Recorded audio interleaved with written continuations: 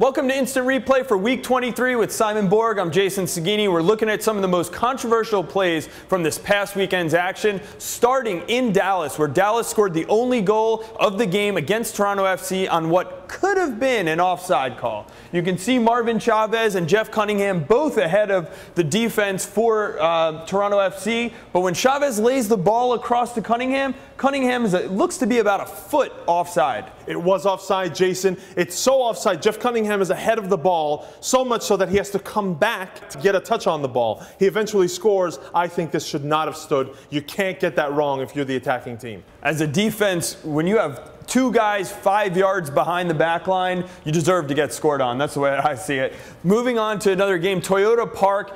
Chicago Fire hosting the LA Galaxy. Gonzalo Segares is red carded for a swipe to the back of the head of Leonardo after Leonardo gives him a little bit of a forearm in the mixer ahead of this free kick. Yeah, the stiff arm by Leonardo on Segares is something we see every play. It's what you see when the attacking team is crashing into the goal. But Segares' reaction is totally unwarranted on Leonardo, reaching over, trying to punch him on the other side of the face. That's, he'll admit that. Yeah, Segares now out 2 games instead of the mandatory 1 for the red card. Later in this game, Omar Gonzalez makes a tackle on John Thorrington. This led to the Chicago goal, but the question is, should Gonzalez have been red carded for this foul? Yeah, I think the referee got it right here. Gonzalez goes in for the tackle. Both players going in for a tackle. I think it's a 50-50 ball here. I don't think there's any malice on the part of Gonzalez. I don't think it's reckless in a sense that he's going to hurt Thorrington, so I think the referee handled it right, and it's a good foul by Gonzalez because that was a dangerous play. Yeah, Gonzalez did get yellow carded for that.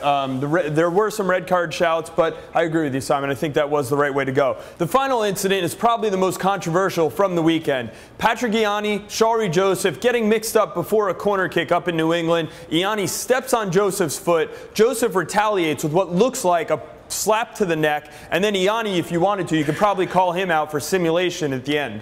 The way the ref dealt with this situation is he gave a yellow to Ianni and nothing to Joseph. Ianni, lucky in my eyes, not to get a red card in this situation. He comes over and he's stepping on Joseph's foot.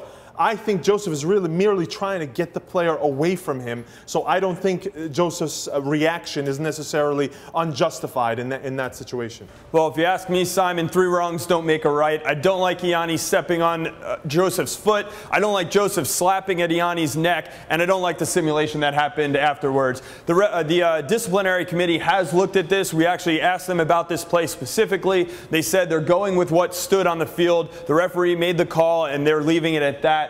So that wraps up another Instant Replay. We'll be back next week to look at more controversial plays.